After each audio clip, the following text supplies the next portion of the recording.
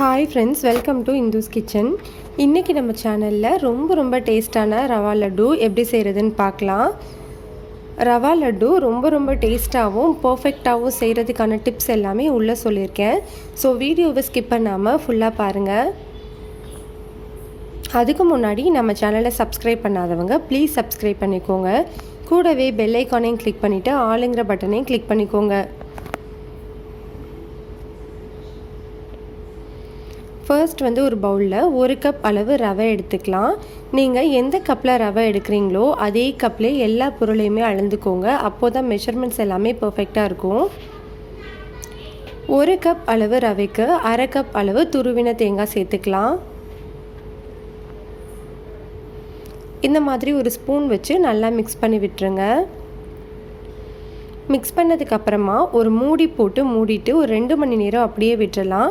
இந்த ஸ்டெப்பை கண்டிப்பாக ஸ்கிப் பண்ணாதீங்க. இதுதான் ஃபஸ்ட்டு ரொம்ப இம்பார்ட்டண்ட்டான டிப்ஸு.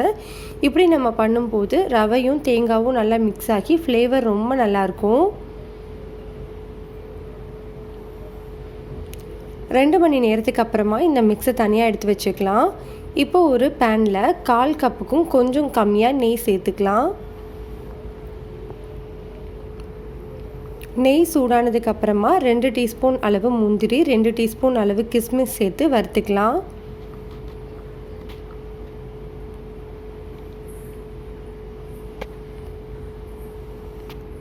முந்திரியும் கிஸ்மிஸும் நல்லா வறுப்பட்டதுக்கப்புறமா இதை ஒரு பவுலில் மாற்றிக்கோங்க. இதை இப்போது தனியாக எடுத்து வச்சுக்கலாம். ஸ்டவ்வை லோ ஹீட்டில் வச்சுட்டு நம்ம அதே நெய்யில் நம்ம ஏற்கனவே ரெடி பண்ணி வச்சுருந்த ரவை தேங்காய் மிக்ஸை சேர்த்துடலாம். ஸ்டவ் கண்டிப்பாக லோ ஹீட்டில் தான் இருக்கணும். லோ ஹீட்டில் வச்சு 10லேருந்து 15 நிமிஷம் நல்லா வறுத்து விட்டுருங்க. அந்த தேங்காய் அந்த ரவா ரெண்டோட வாசனையுமே நல்லா கமன்னு வரும். அது வரைக்கும் நம்ம நல்லா வறுக்கணும்.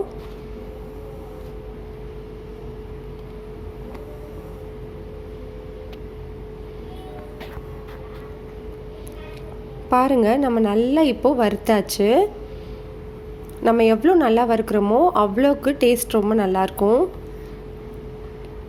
இப்போ நம்ம இதை தனியாக ஒரு பிளேட்டில் மாற்றி வச்சுக்கலாம்.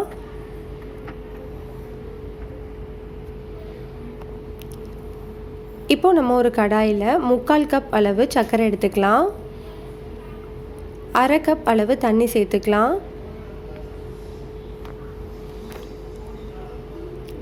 ஸ்டவ்வை மீடியம் ஹீட்டில் வச்சுட்டு இந்த சர்க்கரை நல்லா கரையிற வரைக்கும் கொதிக்க விடலாம்.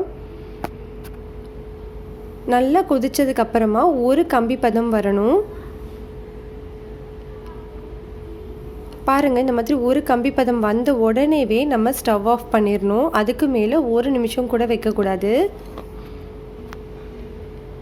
ஸ்டவ் ஆஃப் பண்ணதுக்கப்புறமா ஒரு 3 ஏலக்காயை தட்டிட்டு சேர்த்துக்கலாம்.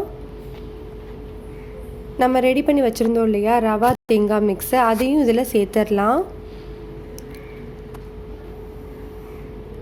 சேர்த்துட்டு இந்த மாதிரி நல்லா மிக்ஸ் பண்ணி விட்டுருங்க. இது எல்லாமே ஸ்டவ் ஆஃப் பண்ணதுக்கு அப்புறமா தான் செய்யணும். இதுதான் ரொம்ப இம்பார்ட்டண்டான டிப்ஸு, ஒரு ட்ரிக்ஸுன்னு கூட சொல்லலாம். இப்போ நம்ம வறுத்து வச்சுருந்த அந்த கிஸ்மிஸ் முந்திரி எல்லாத்தையும் சேர்த்து ஒரு மிக்ஸ் பண்ணிடலாம்.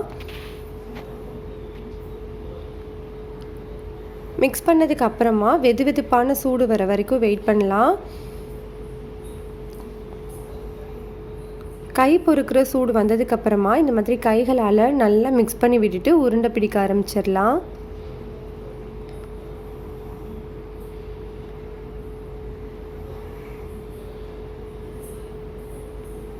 இப்படி நம்ம தேவையான அளவு எடுத்துகிட்டு நல்லா உருட்டி இந்த மாதிரி பிடிச்சிக்கலாம். பாருங்கள் எவ்வளோ சூப்பராக ரவா லட்டு வந்திருக்குன்ட்டு.